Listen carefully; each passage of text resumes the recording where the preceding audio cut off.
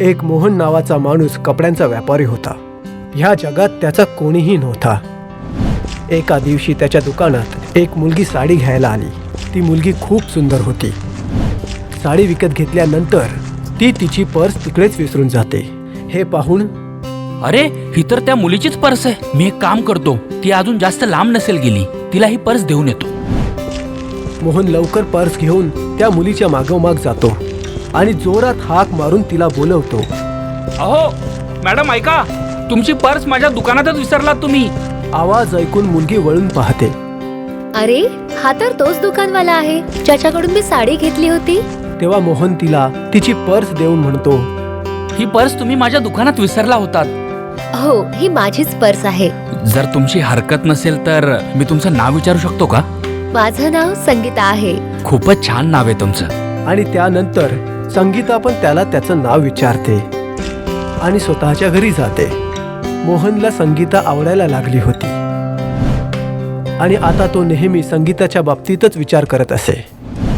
काही दिवसानंतर संगीता आपल्या बहिणीसोबत मोहनच्या दुकानात येते आणि साड्या बघण्यात मग्न होते. संगीताची बहीण मधू, हिला संगीता कधीच आवडत नसे. तेव्हा मोहन तिथे येतो आणि तिला तिथे पाहतच राहतो आणि त्यानंतर त्या दोघांचा पाठलाग करत असतो. संगीता थोड्या अंतरावर एका घरामध्ये जाऊन थांबते आणि तेव्हा तेथे मोहन येतो आणि मावशी, मला तुमच्या मुलीशी लग्न करायची इच्छा आहे. माझा कपड्याचा बिझनेस आहे आणि याच शहरात एक कपड्याचं दुकान पण आहे. हे ऐकून संगीता आतमध्ये जाते आणि संगीताची आई म्हणते की, बेटा, आम्ही तुझ्यासारखे श्रीमंत नाही. आम्ही तुला काहीच देऊ शकत नाही. मावशी, मला संगीता व्यतिरिक्त काहीच नको. त्यानंतर काही दिवसातच त्या दोघांचं लग्न होतं आणि संगीता आनंदाने मोहनसोबत राहायला लागते. एके दिवशी संगीताची लहान बहीण मधू त्यांच्या घरी राहायला येते. मधू दिसायला इतकी सुंदर नसते, त्यामुळे मधूला संगीता कधीच आवडत नसते, कारण सर्वजण नेहमी संगीताचंच कौतुक करत असे. वाव, किती मस्त घर आहे. दीदी, तुझी तर मजा आहे. हा हो ग बाई, मी तर कधी असा विचारही केला नव्हता की मला असं घर आणि इतकं प्रेम करणारा नवरा मिळेल. हे ऐकून मधू तोंड फिरवते. तू बस, मी तुझ्यासाठी काहीतरी खायला आणते आणि थोड्या वेळातच तुझे भाऊजी सुद्धा घरी येतील. ठीक आहे. त्यानंतर संगीता जेवण बनवत असते.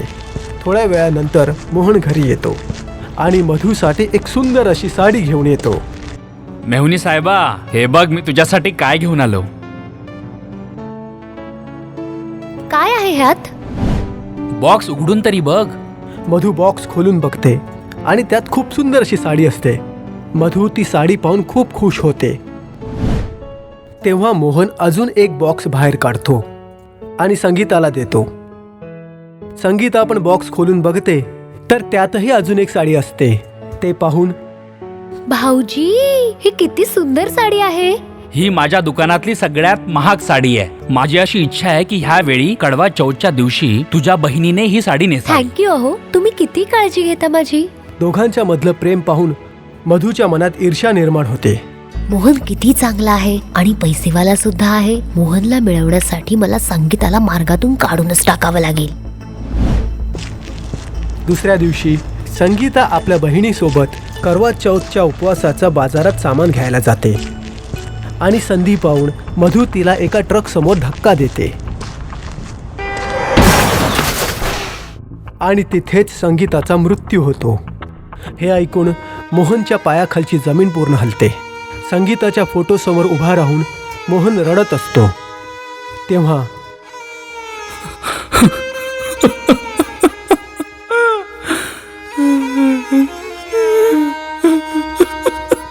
भाऊजी, तुम्ही रडू नका. हा, ताई जिथे कुठे असेल ती तुम्हाला पाहत असेल आणि तिला तुम्हाला असं पाहून खूप दुःख होईल. संगीता मरून एक चेटकीन झालेली असते. मधू, तू असं का केलंस? तिकडे मोहनची नजर ठेवलेल्या एका साडीवर पडते जी त्याने संगीतासाठी आणलेली असते. साडीला उचलून, संगीता, तू मला सोडून इतक्या दूर का गेलीस? भाऊजी, तुम्ही रडू नका. त्यानंतर मधू मोहनला त्याच्या खोलीत घेऊन जाते आणि त्याला आराम करायला सांगते. मग विचार करते, आता भाऊजींचं काहीतरी करावं लागेल, त्यानंतर हे सगळं माझं असेल. चेटकीन झालेली संगीता रात्र होताच आपल्या घरी येते आणि बघते की तिचा नवरा मोहन त्याने आणलेल्या साडीला घेऊन झोपला आहे. त्यानंतर ती मधूच्या खोलीत जाते. तिला हे बोलताना ऐकते. संगीताला मी मारून टाकलं, आता भाऊजींची वेळ आहे. हे ऐकून संगीताला खूप राग येतो आणि तिला मारण्यासाठी पुढे सरसावते, पण स्पर्श करू नाही शकली. हे देवा, हे काय आहे? मी हिला हात सुद्धा लावू शकत नाही, असं का? तेव्हा एक आवाज येतो. तू एक चांगली आत्मा आहेस. तू कधीच कोणाचं वाईट केलं नाहीस. कमी वयात मृत्यू पावल्यामुळे तू एक चेटकीन बनली आहेस, परंतु तू एक चांगली चेटकीन आहेस. आता मी माझ्या नवऱ्याला मधूपासून कसं तू वाचवू? तुझ्या नवऱ्याच्या दीर्घायुष्यासाठी कडवा चौथचं व्रत ठेवणार होतीस ना, ते ठेव. तू बघ, करवा मातीचा आशीर्वाद तुझ्या नवऱ्याला नक्कीच देईल. धन्यवाद. चेटकीन मोहनच्या खोलीत जाते. दुसऱ्या दिवशी मी तुम्हाला काहीच होऊ देणार नाही. तेव्हा मधू चाय घेऊन येते. भाऊजी उठा आणि चहा पिऊन घ्या. ठेव तिथे, मी पियेन. भाऊजी, काय आज मी तुमच्यासाठी करवा चौथचं व्रत करू शकते का? हे तू काय बोलतेस? भाऊजी, मला तर तुमचं फक्त दीर्घायुष्य हवं आहे. मला माहितीये की तुम्ही मला संगीता ताईची जागा नाही देऊ शकत आणि मला संगीता ताईची जागा घ्यायची सुद्धा नाहीये. बस मी तिची शेवटची इच्छा पूर्ण करण्याचा प्रयत्न करते. ती तुमच्यासाठी करवा चौथचं व्रत ठेवणार होती ना? हे ऐकून मोहन काहीच बोलत नाही आणि तो तेथून निघून जातो. चेटकीन हे सगळं पाहत असते. मला माहित नव्हतं की माझी बहीण इतकी वाईट आहे. भाऊजी, हे तुमचं पहिलं आणि शेवटचं करवा चौथ असेल. आजच मी तुम्हाला मारून टाकेन आणि मग लवकरच तुम्ही तुमच्या संगीताजवळ पोहोचाल. मग रात्र होते. मग मोहन पण कामावरून घरी येतो. त्याच वेळी मधू पण खूप सुंदरतेने तयार होते आणि मोहनला मारण्यासाठी आपल्या हातून बनवलेल्या जेवणात विष टाकते. एका बाजूला चेटकीन करवा चौथची कथा वाचते आणि स्वतःच्या नवऱ्याचं आयुष्य वाढण्याची साधना करत असते. तेव्हा ती बघते की भाऊजी, मला उपवास सोडायचा आहे. हे मी नाही करू शकत. हा अधिकार फक्त माझ्या संगीताचा होता. भाऊजी, मी सुद्धा तिची शेवटची इच्छाच पूर्ण करते. ठीक आहे, परंतु लक्षात ठेव, माझ्यासाठी माझी संगीतात सर्व काही आहे. मग मोहन मधूचा खोटा उपवास सोडवतो आणि त्यानंतर तो जेवण जेवायला जातो. आता मी यांना जेवण खाण्यापासून कसं थांबवू? चेटकीन रडत रडत करवा मातेला प्रार्थना करते की आई, मला हवंय की मला थोड्या वेळासाठी कोणीतरी ऐकण्याची आणि बघण्याची शक्ती दे ग. तेव्हा चेटकीन बघते की मोहन विषारी जेवण जेवणारच असतो की तेव्हा चेटकीन जोरात ओरडते. थांबा, त्या जेवणात विष आहे. काय? तू कोण आहेस? अरे, इथं चटकीन आहे. लवकरात लवकर हनुमान चालीसा वाचा आणि हिला पळवा. मोहन, मी चेटकीण नाही, तुझी संगीता आहे. संगीता? तेव्हा ती आपल्या मूळ रूपात येते. संगीताला पाहून मोहन खूप आनंदी होतो आणि संगीता मोहनला सर्व काही सांगते की कशा प्रकारे मधूने तिला मारलं आणि आज ती मोहनला पण मारणार होती. हे ऐकून फक्त माझ्या पैशांसाठी तू हे सगळं केलं? एकदा माझ्याकडे आली असतीस आणि मागितलं असतंस, मी तुला असंच दिलं असतं. मला फक्त माझी संगीताच हवी होती. तेव्हा मधू सुरा काढून बोलते, मला तुमची संपत्ती हवी होती आणि तुम्हालाही संगीता हवी होती. मग का नाही तुम्हाला संगीताकडेच पोहोचवू मी? आणि मधू सुरा काढून मोहनला मारण्यासाठी पुढे सरसावते. तेवढ्यातच संगीता चेटकीन मध्ये येते. तू बहीण नाहीस, बहिणीच्या नावावर कलंक आहेस. मला तर मारलंसच आणि आज माझ्या नवऱ्याला सुद्धा मारणार आहेस. यासाठी आता मी तुला नाही सोडणार. चेटकीन मधूला मारून टाकते. मोहन, मी तुमच्या दीर्घायुष्यासाठी करवा चौथचं व्रत केलं होतं. मोहन आपल्या हाताने संगीताचा करवा चौथ उपवास सोडवतो आणि नंतर संगीताला मोक्ष मिळतो. जाते जाते मी मोहन. सोलापूर गावात प्रिया नावाची एक गरीब मोलकरीण तिचा मुलगा युग सोबत राहत होती. दुपारच्या वेळी युग त्याचा मित्र दीप सोबत खेळत होता. आज काय खेळायचं दीप? चल आज बॉलने कॅच कॅच खेळूया. ठीक आहे, पहिले तू. मी कॅच पकडतो. हे घे.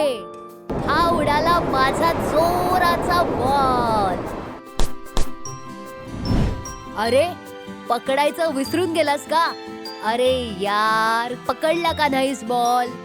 अरे देवा, बॉल तर जंगलात गेला. आता मला बॉल आणायला जंगलात जावं लागणार आहे. थांब, मी जाऊन घेऊन येतो. अरे नाही नाही, अजिबात नाही. वेडाबिडा झालायस काय? त्या जंगलात नको जाऊस. तिथे कोणीही जात नाही. तिथे चेटकीण आहे, आणि ती सुद्धा भयानक बुलेटवाली चेटकीण. मी देवीचा कडा घालतो हातात. मला काहीच करू शकत नाही ती चेटकीण. माझ्या सोबत माता राणीचा आशीर्वाद आहे. मी जंगलात बॉल शोधायला जातो आणि बॉल घेऊनच परत येईन बघ तू. दीपच्या सांगण्यानंतरही युग बॉल शोधायला जंगलात जातो. अरे यार, कसं विचित्र जंगल आहे. काहीच हालचालच नाहीये. इथे तर सुन्न शांतता आहे. अरे त्या म्हाताऱ्या आजी दिसतायत. त्यांच्या जवळ जातो. त्यांनाच विचारतो. कदाचित त्यांना माहित असेल, त्या सांगतील. परत जा, परत जा. लहान मुला, परत जा. इथून जा. अहो आजी, तुम्ही रागावताय कशाला? मी फक्त माझा इथे बॉल शोधायला आलो आहे जंगलात. खरं तर आम्ही बाहेर खेळत होतो ना, मग चुकून बॉल इथे जंगलात येऊन पडला आणि त्याच बॉलला शोधायला मी इथे आलो आहे. असा मूर्ख मुलगा आहेस तू. परत जा, लवकर पळून जा इथून, नाहीतर ती तुला मारून टाकेल. माझ्या म्हातारीचं ऐक आणि पळून जा इथून.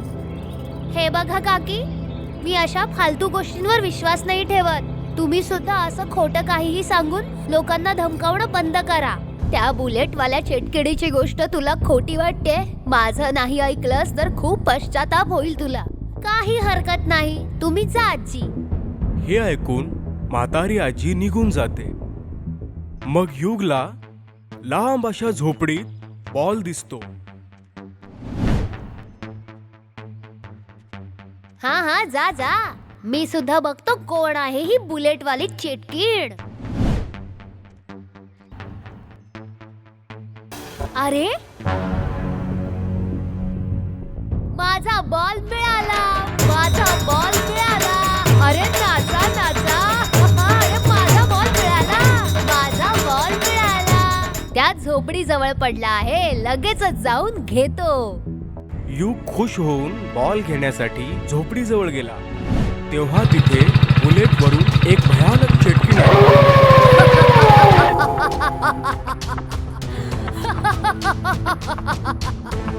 एक नवा शिकार. आली रे आली. बुलेटवाली चेटकीण आली. आता येईल मस्त कमाल. माझ्या बाईक सारखी लाजवाब. हाय हाय, आली रे आली. बुलेटवाली चेटकीण आली. अरे वा, बुलेटवाल्या चेटकीण काकी, किती मस्त गाता तुम्ही. मजा आली. आणि तुमची बुलेट सुद्धा किती मस्त आहे. हो ना, माझी बुलेट आहेच कमाल. हिचं नाव आहे चमकणारी चंपा.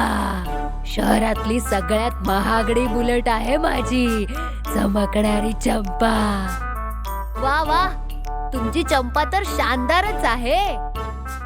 एक मिनिट, हे तू माझ्याशी गोड आणि लाघवी बोलून माझं लक्ष वेधून घेतोयस ना?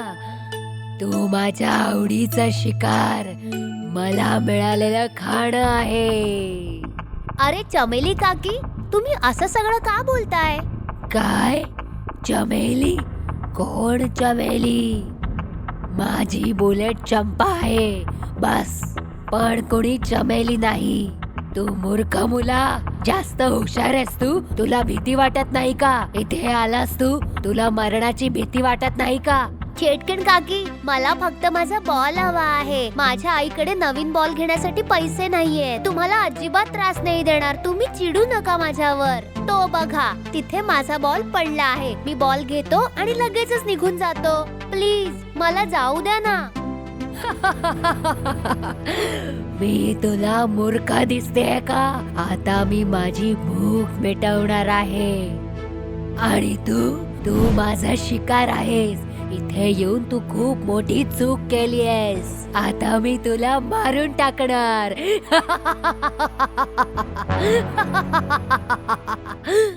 मी तुमच्याशी शिस्तीत बोलतोय आणि तुम्ही मला मारण्याच्या गोष्टी करताय. ठीक आहे, प्रयत्न करून बघाच मग. जय माता राणी. हिम्मत आहे तर पहिले माझ्याशी हात मिळवा. यात काय मोठी गोष्ट आहे. हे घे. हे काय? आग आग, मी आगीत जळते. वाचवा वाचवा वाचवा कोणीतरी. मला माफ करा बेटा मला माफ कर. मला वाचव प्लीज. मला तुम्हाला वेदना द्यायच्या नाही आणि मला तुम्हाला असं बघायचंही नाही. थांबा, मी हे लॉकेट काढून टाकतो. कुणालाही त्रास देणं माझं काम नाही आहे.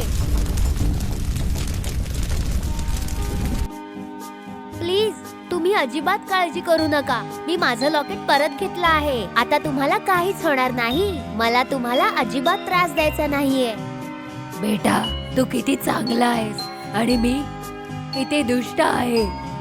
मी तुझा जीव घेणार होते. धन्यवाद बेटा, तू खूप चांगल्या मनाचा आहेस. मी तुला मारणारच होते, पण तरीही तू माझी मदतच केलीस आणि मला वाचवलंस. माफ कर. तुझी माणुसकी बघून मला तुला बक्षीस द्यायचंय. कोणत्याही 2 गोष्टी माग. कोणत्याही 2 गोष्टी नक्की द्याल ना तुम्ही? हा नक्कीच देईन. हा माझा शब्द आहे. तू बक्षिसाच्या लायकीचा आहेस. माग. अच्छा, तर सगळ्यात आधी मला हे हवंय की प्लीज आजपासून तुम्ही कोणत्याही चांगल्या व्यक्तीला अजिबात त्रास देणार नाही. अरे, मग मी माझं पोट कसं काय भरेन? आणि मग मी भुकेने आजारी पडले, मग माझ्या चमकणाऱ्या चंपाचं काय होईल? तिची काळजी कोण घेईल? नाही, तुम्ही अजिबात उपाशी राहणार नाही. तुम्ही जनावरांना खाऊ शकता. जेव्हा लोकांना त्रास नाही होणार तेव्हा ते तुम्हाला हकलवणार सुद्धा नाहीत आणि मारणार सुद्धा नाहीत. जरा विचार करा, तुमचाच फायदा आहे. चल ठीक आहे, मानलं मी. आजपासून चांगल्या आणि निर्दोष लोकांना नाही मारणार मी. आता दुसरी इच्छा सांग. थँक्स काकी. आता माझी दुसरी इच्छा आहे. प्लीज मला तुमच्या चमकणाऱ्या चंपावर जंगलात घेऊन फिरवून याल का? बस 1 मिनिट थांब. ये बस. नीट व्यवस्थित पकडून बस. चेटकिन युगला बुलेटवर बसून जंगलात फिरून आणले आणि मग गावाकडे सोडायला लागले. मुला, मला विसरणार तर नाहीस ना? जंगलात मला भेटायला येशील ना? हो चेटकिन काकी, शाळेला जेव्हाही सुट्टी असेल मी तुम्हाला नक्की भेटायला येईन. हा. त्यानंतर चेटकिनीने कधीही गाववाल्यांना त्रास नाही दिला. आता सगळे गावकरी आनंदात राहतात. जल्लादपूरचे पोस्ट मास्टर पूजन सिंगच्या घरी आज उत्सवाचं वातावरण आहे. आज त्यांचा मुलगा अजयचं लग्न शत्रुगडचे उद्योगपती चमनलालची मुलगी कजरी सोबत होत आहे. भावा पूजन, मी असं ऐकलंय की चमनलाल एक पैसा पण कोणाला फुकट देत नाही. तर मग त्याने तुझ्या मुलाला हुंड्यात लाखो रुपये कसे काय दिले? अरे गंगाधर भाऊ, ही तर सर्व ऐकिवाद गोष्ट आहे. मला तर चमन खूप साधा, भोळा आणि खूप दिलदार माणूस वाटतो. मी माझ्या मुलीच्या लग्नासाठी 1 रुपया सुद्धा मागितला नव्हता, तरी सुद्धा त्याने स्वतःच्या मनाने मला लाखो रुपये प्राप्त करून दिले. भावा, तू पहिला माणूस आहेस जो चमनलालला मोठ्या मनाचा मानतोयस. हे सांग, वरात किती वाजता निघणार आहे? जसं की शत्रुगड येथून 8 किलोमीटर दूरवर आहे, म्हणून वरात संध्याकाळी 6 वाजता निघून रात्री 8 पर्यंत पोहोचेल. वरात ठरलेल्या वेळेनुसार संध्याकाळी 7:30 वाजता निघते. जवळपास शत्रुगड पासून 2 किलोमीटर अंतरावर एका वडाच्या झाडाखाली वरात थांबते. मालक मालक, इथे नका थांबू मालक. या झाडाच्या खाली एका अदृश्य शक्तीचा वास आहे. अरे हरिया काका, ही तर सर्व ऐकिवाद गोष्ट आहे. खरं तर येथे कोणतीही वाईट शक्ती किंवा आत्मा नाही आहे. वरात तर इथेच थांबेल भाऊ. अजय, तुझ्या गोडीच्या तोंडातून तर रक्त निघतंय. हरिया बरोबर बोलतोय. आपल्याला इथे थांबायला नको होतं. हरियाच्या बोलण्यामध्ये खरेपणा आहे. तेव्हा अजयचा घोडा तोल जाऊन पडतो आणि तळमळून तेथेच श्वास सोडून देतो. अजय, चाल इथून. जनावराचं अशा पद्धतीने मरण अपशकून असतो. तू नवरी सोबत तिच्या डोलीमध्ये बस. ऐका, इथून डोली जर उचलली तर ती सरळ चमनलालच्या घराजवळच थांबेल. मध्ये कुठेच डोली थांबवायची गरज नाही. आता वरातकरांनी वरातीची डोली उचलली की तेव्हाच जोरात असं वादळ निर्माण होतं. सर्वजण घाबरून जातात. पण थोड्याच वेळात हे वादळ शांत होतं आणि तेथून सर्व वरातकरी निघून जातात शत्रुगडकडे जाण्यासाठी. भावा गजोधर, सजावट बघून तर असं वाटतंय की राजे महाराजे याच्या समोर फिके पडतील. खरंच चमनलालने खूप खर्च केलाय. ओ भाऊ, पोस्ट ऑफिसर साहेब येथे लग्न करून जिंकून गेले. इतकी चांगली व्यवस्था आजवर मी कधी पाहिली नव्हती. अरे गजोदर, तुझ्या जवळ जी म्हातारी जेवतीये तिच्या ताटात बघ. काहीतरी वेगळं नाही वाटत तुला? हो भाऊ, हिच्या ताटामध्ये मांसचा तुकडा कसा आला, जो की या भोजनामध्ये शुद्ध शाकाहारी जेवणाची व्यवस्था केली आहे. जरा तिकडे चेहरा करून बघ. तुझ्या जवळ बसलेल्या स्त्रीच्या ताटात पण असंच काहीतरी आहे का? ओ हो, माझा तर धर्म भ्रष्ट झाला. मी तर आहे शुद्ध शाकाहारी ब्राह्मण. माझा तर धर्म भ्रष्टच झाला. आणि जर नीट बघितलं, इथे बसलेल्या जितक्या पण वृद्ध स्त्रिया आहेत त्या सगळ्यांच्या ताटात मांसाचा तुकडा दिसतोय. अरे हो, तू खरंच बरोबर बोलतो आहे. अजून एक गोष्ट, ते बघ, सर्वांनी सफेद साडी नेसली आहे. चला आपण चमनलाल सोबत या बाबतीत बोलूया. तो बघा, तिथे आहे चमनलाल. नमस्कार चमनलालजी. अरे पंडितजी, कसे आहात तुम्ही? तुम्ही जेवले की नाही? खास तुमच्यासाठी शुद्ध शाकाहारी पदार्थ ठेवलेत. पण चमनलालजी, येथे जेवढ्या पण वृद्ध महिला जेवत आहेत त्यांच्या ताटामध्ये मांसचा तुकडा का दिसतो आहे? असं कसं होऊ शकतं? मी मांसाहारीचा कोणताच पदार्थ नाही बनवला. तर मग हे आले कुठून? माझ्या बाजूच्या कोणत्याही वृद्ध महिलेने जेवण केलंच नाही. तर मग ती महिला वरातीच्या बाजूने तर नाही आली. जसं की मला माहित आहे, आपल्या वरातीमध्ये कोणीही वृद्ध महिला नाही. चला जाऊन बघूया कोण आहेत ती लोक आणि मांस कुठून आलं त्यांच्याकडे. चमनलाल, गजोधर आणि गंगाधर तिघेही जण भोजनाच्या विभागात जातात. तर तेथे कोणीही वृद्ध महिला नव्हत्या. अरे, आता तर इथे सर्व महिला होत्या. त्या कुठे गेल्या? मी स्वतः माझ्या डोळ्यांनी पाहिलं होतं. सफेद साडीमध्ये सर्व महिला मांसाहारी जेवण जेवत होते. असं कसं होऊ शकतं? तेव्हा अचानक खूप मोठं वादळ येतं आणि सर्व काही उद्ध्वस्त होऊन जातं. कसं बस पुजारी अजय आणि कजरीचं लग्न लावून देतात. चला आता वधू आणि वर 7 फेरे घ्या. बाळ गजरी, उलटे फेरे नाही, सरळ होऊन फेरे घ्या. पंडितजी, 7 फेरे तर होऊ द्या. जर ह्यापेक्षा जास्त फेरे घेतले तर अनर्थ होईल. परंतु ह्याच्यातून पण अनर्थच होतो ना. बाळा अजय, आता कुंकू लाव. जेव्हा अजय कजरीला कुंकू लावायला जातो, अचानक तेथे जोरात वादळ येतं आणि अजयच्या हातून कुंकू खाली पडतं आणि न जाणू कुठून राखेने कजरीचं मांग हे भरलं जातं. अनर्थ, अनर्थ, घोर अनर्थ. माझ्या 40 वर्षाच्या अनुभवामध्ये ही पहिली अशी घटना आहे. ह्या सगळ्या घटनांमधून काहीतरी अनहोनी होऊ शकते असं मला वाटतंय.